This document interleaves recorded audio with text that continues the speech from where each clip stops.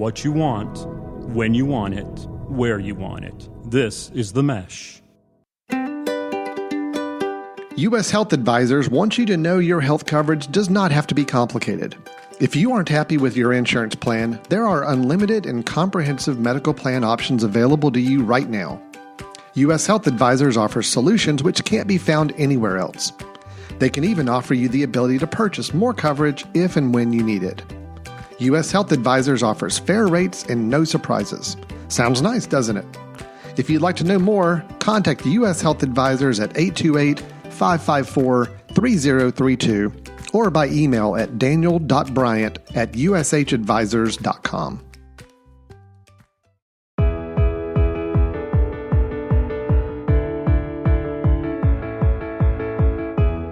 Hello, everyone, and welcome to the Forecast. We are your connection to the who's who in the game of golf. We hope to make you laugh, learn, and win and grow your golf IQ. I'm your host, Allen Burton, Director of Instruction for the Allen Burton Golf Academy at the beautiful Lake Hickory Country Club here in Hickory, North Carolina. I'd like to thank our listeners for tuning in. Find us on themesh.tv and all your favorite podcast platforms such as Apple, iTunes, Spotify, Stitcher Radio, iHeartRadio, and Google Play. Be sure to check out other shows here on themesh.tv. They're all produced here in Western North Carolina. I am so honored and excited to introduce our guest today, a good friend of mine, a fellow who's been teaching golf over 25 years. He currently makes his home in Savannah, where he's at the beautiful club at Savannah of the Westin hotel. There is a beautiful facility. I've been there myself many times to attend one of his instructor-related functions, and I'm glad he's with us this morning. He's calling in, I guess, kind of rare that you're home. You travel so much, Andrew. I'm glad you took a moment out of your busy schedule to hang out with us this morning. Please welcome Andrew Rice.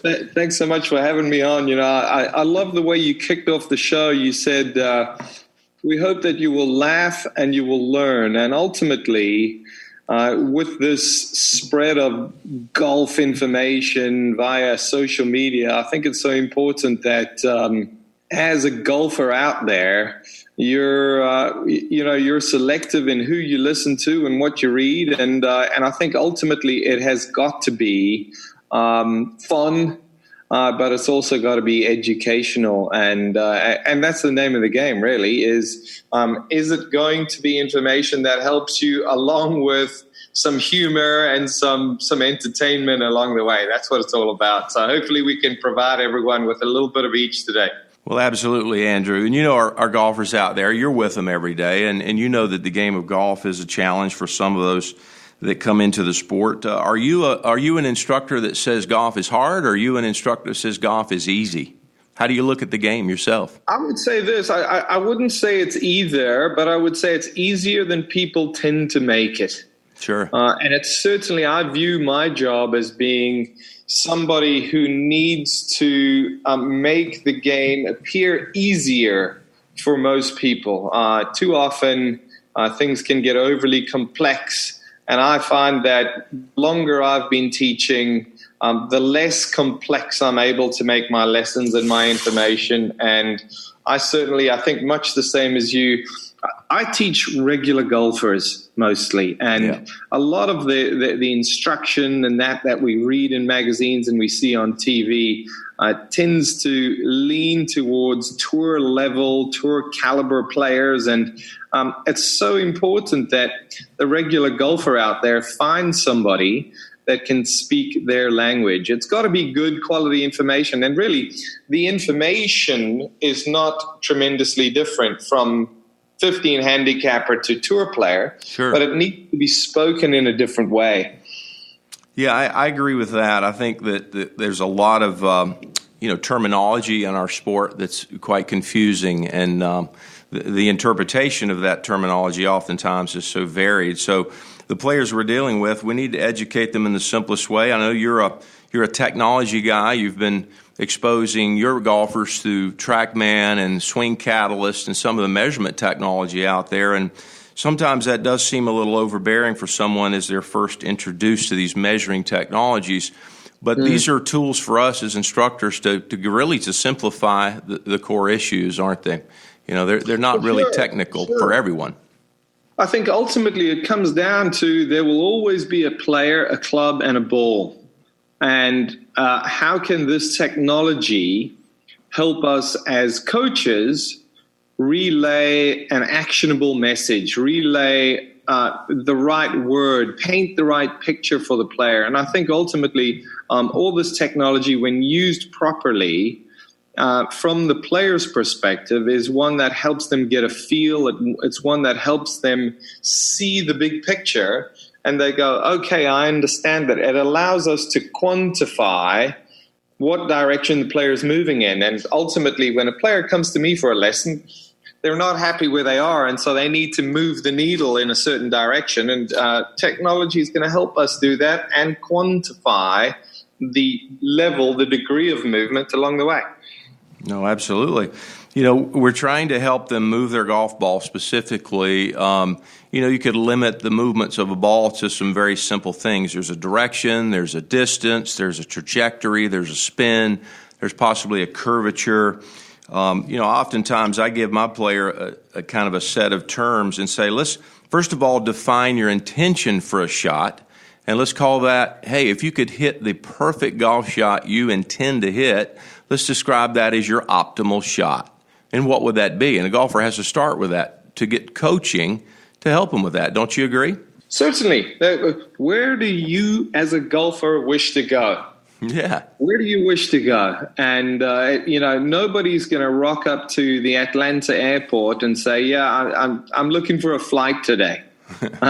Yeah. Where are you going? You know, where do you want to go? Let's establish what the destination is, and sometimes players need help establishing what they're looking for. I think you know, oftentimes, and this happens often in some kind of a club fitting environment where the player will just say to you or their coach, "Look, just tell me what to get."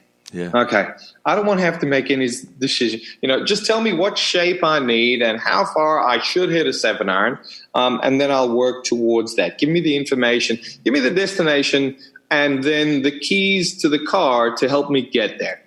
Yeah, absolutely. And this is a good time to mention our listeners out there. If you're looking to target a specific audience, it's a great opportunity to sponsor our show, because we can get you there. As Andrew's talking about, golfers need to know where they're trying to go. Advertisers, you need to know who you're trying to reach, and we can help you reach that targeted audience. For more information, go to themesh.tv/advertise or send us an email at info@themesh.tv and find out how you can sponsor one of our great podcast shows. So, Andrew, these golfers, they're coming to you in droves. I understand you do a lot of 2- and 3-day schools down at Savannah, and they're coming to you in droves. And I know you've had a lot of, average, as you mentioned, average 20 handicappers coming to you. What do you see that these golfers are struggling with the most, and what gold nuggets can we pass on to these listeners that are going to help them and encourage them to come see you? Alan, it's there are multiple levels. I think everybody, well, I shouldn't say everybody, but the vast majority of people would like to hit the ball further. Mm-hmm. They tend to, most of the golfers that I encounter, because they don't hit it very far, they consequently don't hit the ball very high. Mm-hmm. And quality of strike, you know, we have, just like you experience, I encounter faders and hookers of the golf ball, people who struggle with too much on either side, too much right to left curve or too much left to right typical curve. Mm-hmm. And so it's really just a case of saying, okay, what's your destination? Well, your ball flight, I'll never forget, I actually had one golfer come to me from North Carolina, and after seeing him hit 5 shots, his last name was Moore, and so I called him Moonball Moore.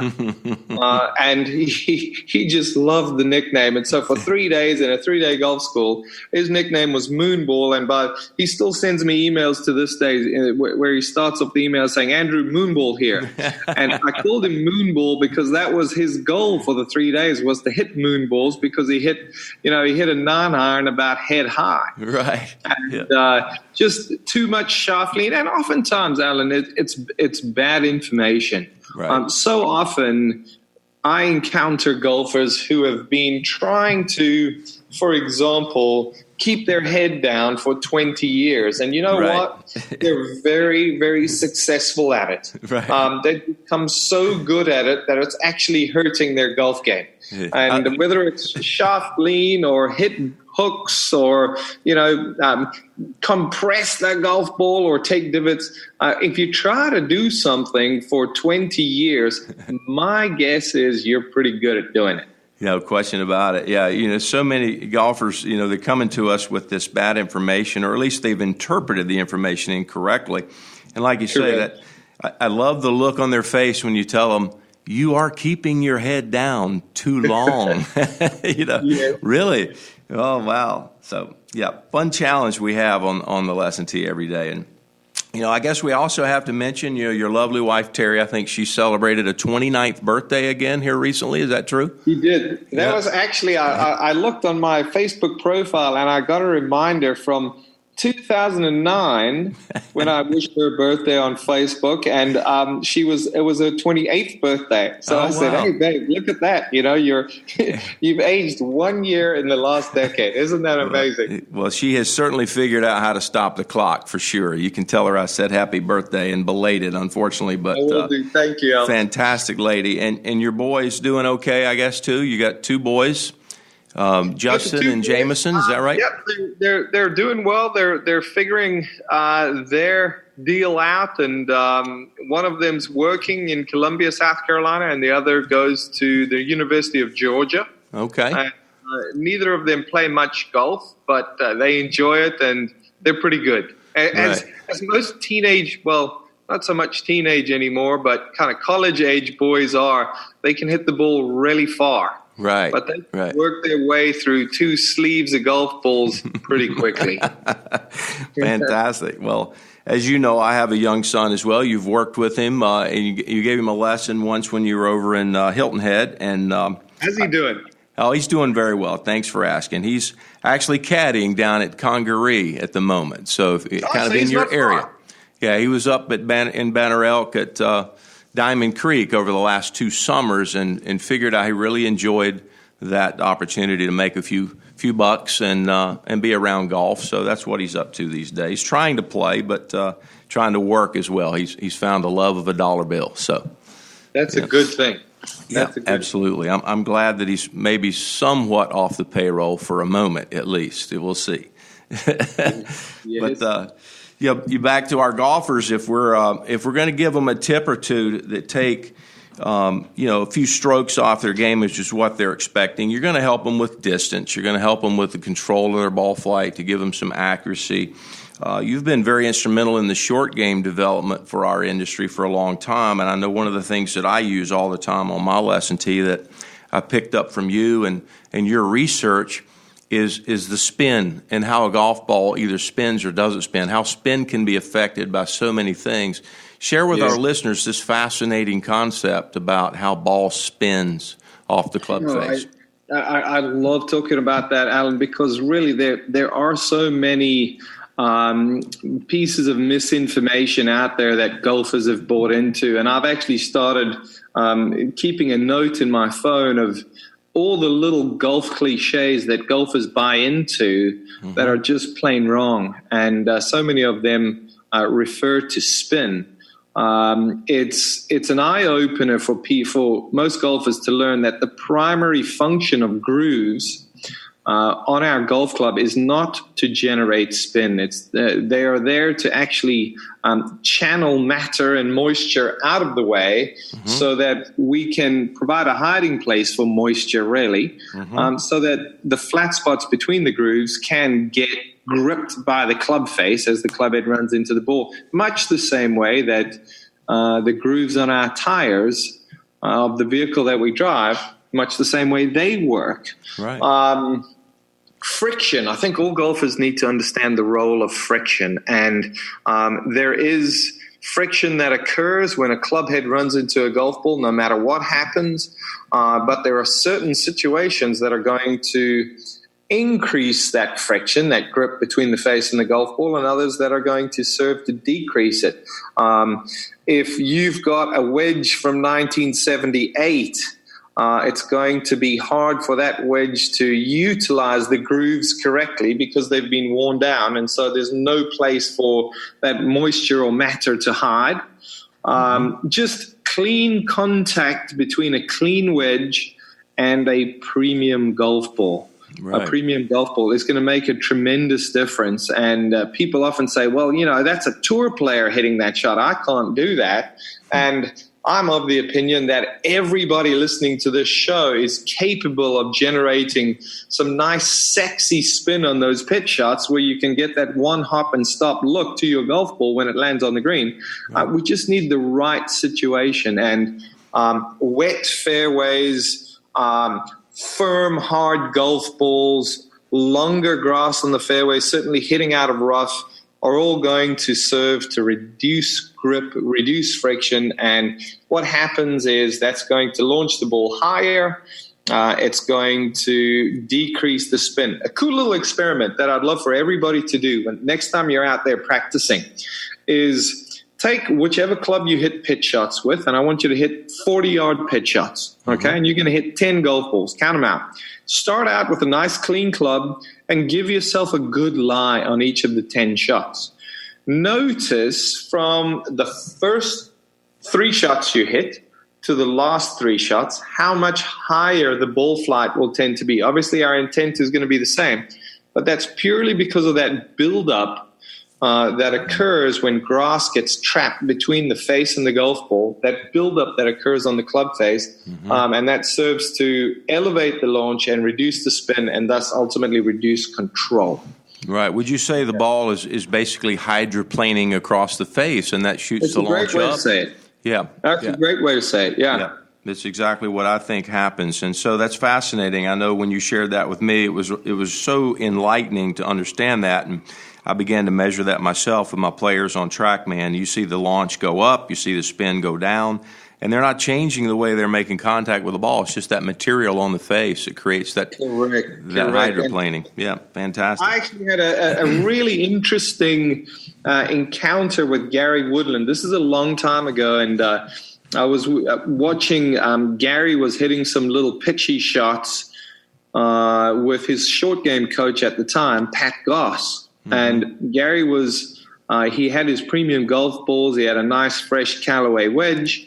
And he was cleaning his club after every shot with a tee. And his technique was good, but the ball was launching high, hitting on the green and rolling over the back. And he couldn't keep the ball on this little green, about a 25-yard shot. And so I'm watching, and eventually I felt like I had an idea, and I developed the courage to go and say something to Gary Woodland. And I said, Coach, can I say a word? And he said, yeah, go ahead. So I went up there, and Gary had just finished cleaning his wedge with a tee. And I said, Gary, can I see your wedge? And I looked at the face of his wedge, and I saw what I was expecting to see. Conditions were dry. The turf he was hitting off of was nice and tight. And I said, Gary, do you see what's on the face of your wedge? He said, there's nothing there. I just cleaned it. And I said, have you got a white towel? And so his caddy brought up a white towel, a little damp, and I lightly wiped the face. And left over on the face, after he had cleaned it, was all this green stuff from grass getting smushed between the face and the golf ball. Okay. And I said, Gary, all you're doing wrong. Your technique is good. But the only thing that's wrong is you're not cleaning your club properly. You're using a tee which only cleans the inside of the grooves instead of the flat spots. And when it comes to short game, slow-moving club heads, it's the flat spots that play a big, big role in gripping the cover of the golf ball.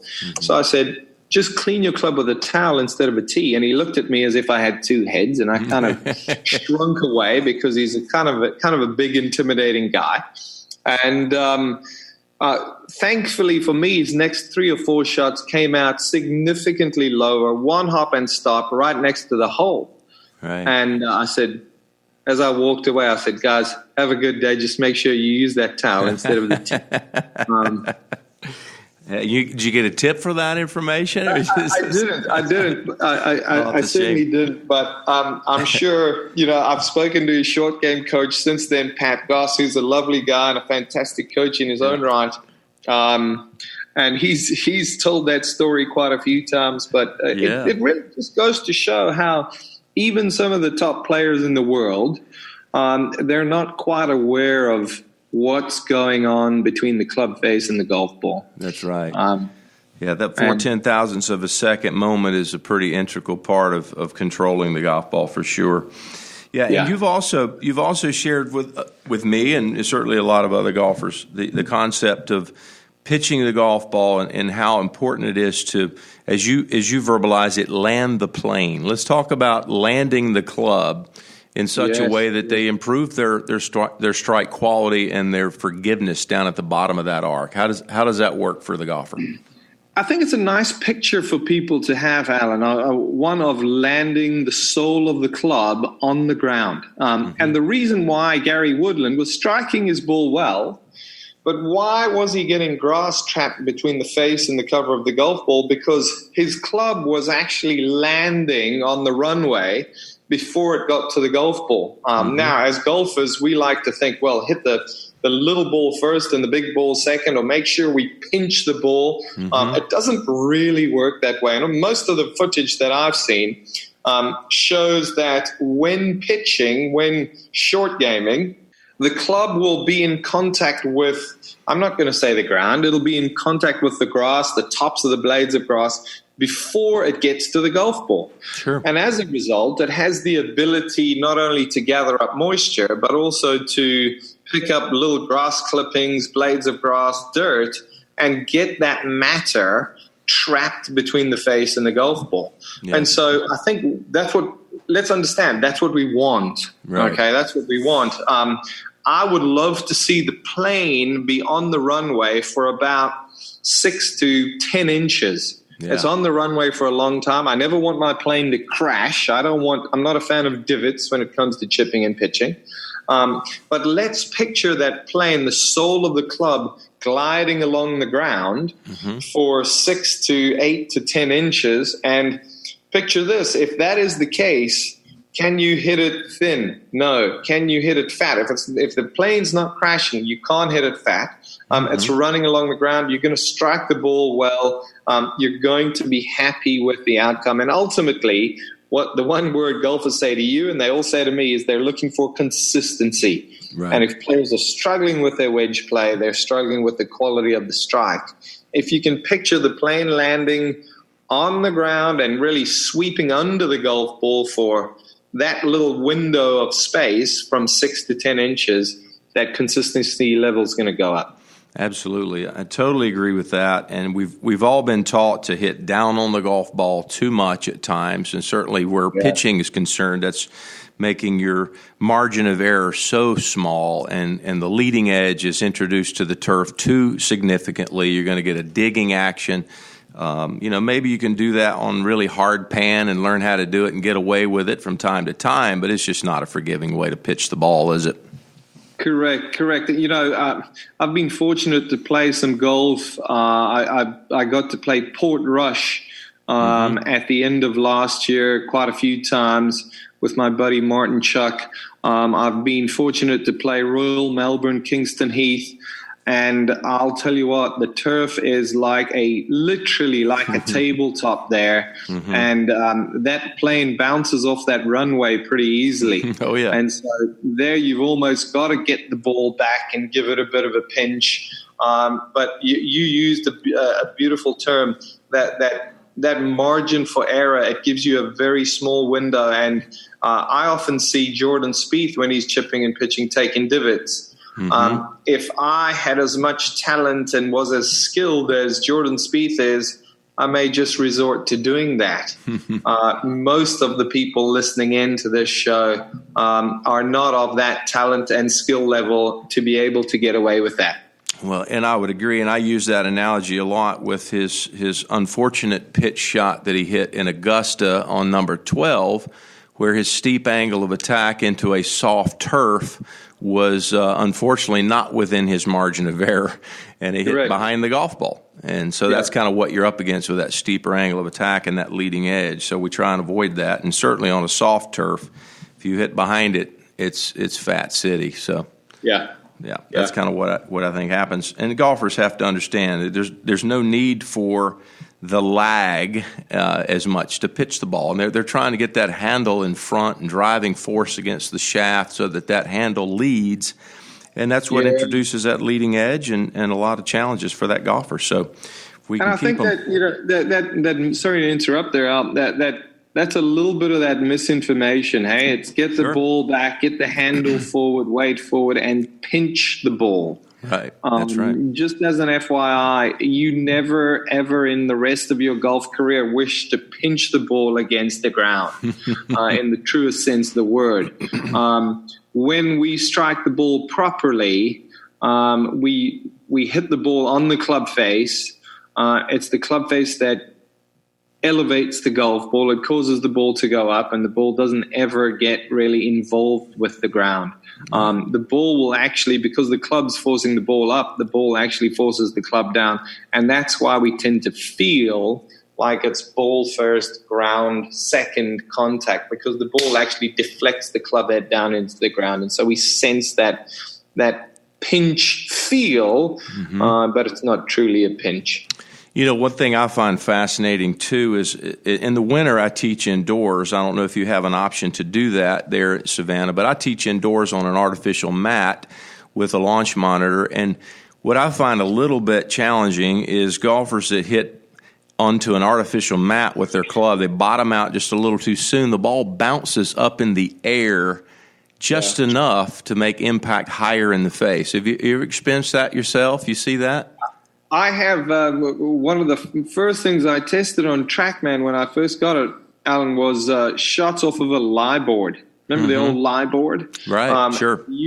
I used my old, I think it was a Sony camera with that 300 FPS. Right. And the club would, and I'm sure it works exactly the same on a mat, the club runs into the lie board, pushes the lie board down. The ball appears to levitate. It takes a while before it decides to go down. The ball just stays right there, and the club goes under it, making it look like it's a pretty good strike. It's high enough on the face. Typically when that happens, it's indicative of a club that's traveling a little too much down, a little too early. A plane landing early on the runway, so to speak. Sure. And I would think on TrackMan, you get indoors, you get a lot more upward hits with irons and wedges than you do outdoors. That's true. That is so interesting. It's just one of those little things that you have to deal with on an artificial surface. The ball pops up in the air a little bit if you land it early, and the contact is higher on the face, and that's what you're dealing with. These artificial surfaces aren't going to produce exactly the same type of impact as off the ground. So Alan, be aware of it. Can I ask you a question? Sure. You've used TrackMan for a long time, and you use it indoors and outdoors. I use it only outdoors. Would you say the majority of your students hit down on the ball too much, or they hit down on the ball not enough? And generally speaking. Wow, such a good question. I would say that the majority of players, they are told to hit down and tend to hit down too much in short game shots. And then there are a handful of golfers, obviously, that have wrist angle issues and can't get the club traveling down at the right time. So, but would majority you? So if I'm reading between the lines, you would say that generally speaking, golfers hit down too much, more so than they don't hit down enough. I'm saying that they hit down too much, and a lot of times it's just from steep club heads in transition. Okay, yeah, and certainly, hopefully, I didn't. I tried to not lead you to that statement, but that's what it sounded like you were saying, because that really does align with what I see, and it's another piece of that piece of the puzzle for the golfer out there trying to get better is if you feel like you're not hitting down enough. And you start going on YouTube and reading articles and what you're going to find anything and everything you want to encourage you to hit down more. My challenge to you is to ask this: do you really not hit down enough? And I think the place to look is your ball flight. If your ball flight is typically much higher than any of the three people you play with. If you haven't taken a divot since 1981, and if you hit wedges that just go so high, a full swing with your sand wedges like 40 yards, that may indicate that you need to hit down more, but only once you've kind of checked all those boxes, really. Right.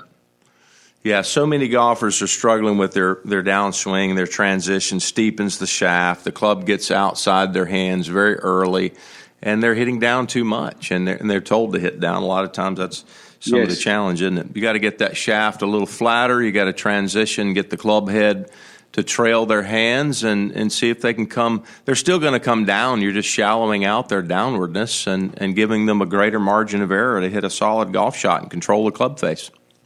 Correct.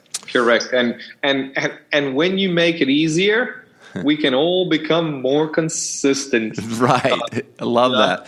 Consistent. Which I say to golfers, their first statement is, I want to become more consistent. Yep. And golfers who come to my 3-day school, I say, okay, I want to hear your objectives, but there's one word you're not allowed to use in your objectives, and that is consistency. Okay, and that blows everybody's requests up. But I say to them, I said, which putt would you hole more frequently, 4-footers or 1-footers? They would go 1-footers. Why? Because it's easier. So if we can make not magically, mystically make the game easier, but actually give golfers a technique, a motion that is going to allow impacting the ball properly easier, they're going to be more consistent. What a fantastic goal that is as a coach. And that's why you're a top 50 Golf Digest instructor, and so many people flock to you for your assistance. And, another thing we need to talk about, you've got a big function comes up annually in December. It's a thing you've created called Coach Camp. I've been an attendee of Coach Camp myself, maybe 3-4 times, and it's a phenomenal opportunity. Let's let the golfers out there and the coaches all over the world know about what's getting ready to happen in Savannah in December. Alan, thank you. I many years ago, I was invited to do a presentation at Jason Sutton's Golf Guru. Right, I was there as well.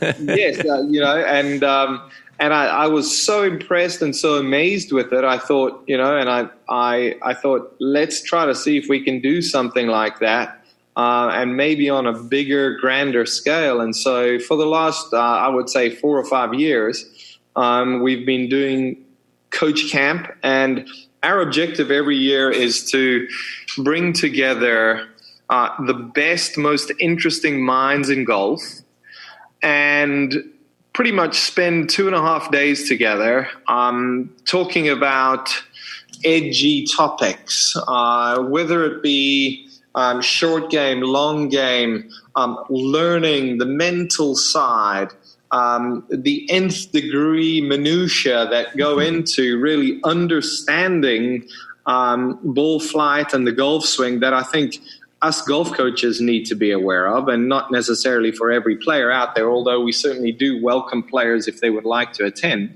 And so every year, pretty much the first week of December in Savannah, we invite these presenters and speakers in, and we just come together as a golf learning community and try to learn as much as we can. And it's a great opportunity to ask questions and, to sit next to Chris Como at dinner and say, okay, what's the deal with this, or to talk to Sasha McKenzie or some of the great minds in golf and just see if you can learn and advance as a coach, advance your craft, become better. Right. Well, that's certainly, it's been a great opportunity for me. I've done all of those things, and I would highly encourage any golf instructor to attend your function coach camp, as well as a really intellectual player. It may be something that your career is missing as a player that could send you in a better direction, It's a great thing, and I think you and your wife, Terry, put that together as well as anyone. We have to mention, I'm sure she's instrumental, to say the least, in helping get such a large thing organized. Wise man. Yeah. You're a wise man. She's very, very behind the scenes, but definitely a force to be reckoned with in the organizational skills, I'm sure. We all need that help from time to time, don't we? Yep. We do. Me, maybe a little more than time to time. Well, you guys go back a long way. I know your instructing career kind of was born out of being a player initially, and didn't you work with David Ledbetter earlier in your career as a player? I did. I worked with David for 5 or 6 years in the late 90s. Yeah. It was what an opportunity. It was golf instruction. As we know it today, was in its infancy, and I got lucky to work with the guy who really was, I view him as the grandfather of golf instruction, and I mean that in the best possible way. Right. The leader of golf instruction at that time, and it's certainly if coming out of the 90s, if you've got David Ledbetter on your resume as a golf coach, it makes it easy, and doors opened up for me, thankfully, and I was certainly presented with some amazing opportunities early on, and after that, as you know, it's really up to you. Once you go out on your own, it's this amazing thing that we have now called the World Wide Web that we didn't have when I started coaching, and we all, learned from each other. We learned from reading the odd book here and there, but it was down in the battlefield, so to speak. And I still think that to this day, that is the best place to learn. The internet and social media can help us. I know this. My hobby is photography, and for the last 3 or 4 years, I've been trying to become a better photographer. So what do? I go on YouTube and I watch different videos, and I don't like that guy, but I really like her and I like his information, and so they become my guys. Mm-hmm. And they're my go-to people for expertise in a certain field. And I know that many people listening in go to you for your expertise. But it's got to come with a warning. You've got to spend some time and don't jump in with somebody too quickly when it comes to YouTube and information out there on the World Wide Web. Take your time, look around, talk to some of the better players that you know, and say, who would you listen to and who would you follow along? And once you've got that, then you can dive in and really start to try some of the ideas, some of the methods that the golf instructor is sharing.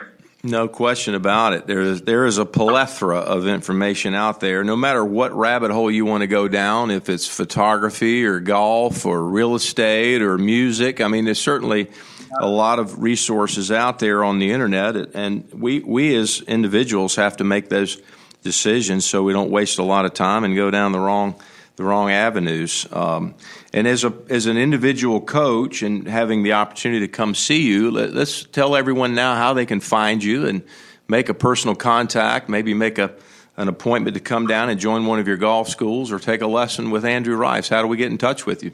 Thanks, Alan. If you just look up Andrew Rice Golf on Google, you will find me. If you don't find me, there's something wrong with the internet that day. But I'm on Facebook, Andrew Rice Golf. My website is andrewricegolf.com. Twitter is Andrew Rice Golf. Instagram, I try to put out something helpful for everybody, or perhaps something entertaining for everybody every day. And just see if I can help move your game along. Would love to have you down in Savannah, and would welcome the opportunity. Well, that's fantastic, Andrew. And I'll tell you something, my friend. You've led our industry into a really good place. I enjoy following your career. I enjoy being part of the same career that you are, and you have a lot of great, simple philosophies about how to get better at this game. And thank you for your work, my friend. I look forward to seeing you very soon, and probably at Coach Camp coming up in December. Oh, thank you so much. I appreciate being on. Can I close with one thing for the listeners out there? Absolutely. Absolutely. I would encourage each of you, okay, we're all coming, most of us listening are coming into our off season. And our off season is, who knows, let's call it 100 days, okay, 100 days of winter. Might be more, might be less. But I'm going to challenge each of you to come up with your own plan. Okay, your own objective over the course of those 100 days. Don't put the clubs away entirely for 100 days. You might not take the clubs out. You might not even play. But I'm going to challenge you to practice your chipping once a week for those 100 days. Go and work on your flexibility for those 100 days. Just pick one thing. Don't make it too complex. Don't make it too difficult or too intricate. But come up with a plan for the 100 days towards you playing better golf in 2020. Once you've gone through those 100 days, evaluate, see how you're doing. I think what it's going to do is it's going to give you some insight as to how you can really get better. And I know you listened today for a little bit of entertainment, but I think more leaning towards education. And if you just take this one little nugget, go out with a plan, commit to it, work hard, and at the end, let's evaluate and see how you do. That's fantastic advice. I could not agree more, my friend. It's a great opportunity over the off season to get better, and so many golfers do put the clubs away and watch college football and do other things, and their springtime golf's not going to be very sharp, unfortunately. So let's all make that commitment to a better plan and work your plan, as Andrew Rice has shared with us today. Thanks so much again, Andrew, for being with us, man. I appreciate your time, Thanks, brother. Alan. Appreciate the opportunity. All the best, Yep. All right, buddy. That's it for today, listeners. I want to thank Andrew Rice, our guest. Such an incredible guy, such incredible information. Please seek him out. He's very easy to find. He's all over the internet. And if you are interested in being an advertiser of one of our great podcast shows here, please send us an email at info@themesh.tv. Themesh.tv/advertise is where you can find more information.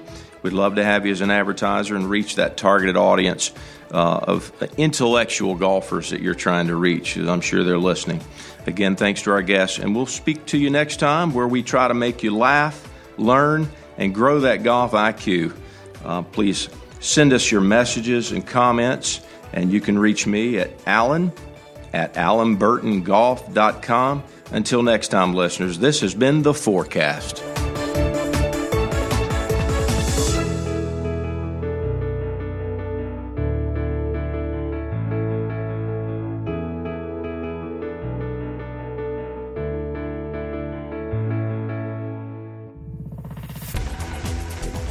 You've been listening to The Mesh, an online media network of shows and programs ranging from business to arts, sports to entertainment, music to community.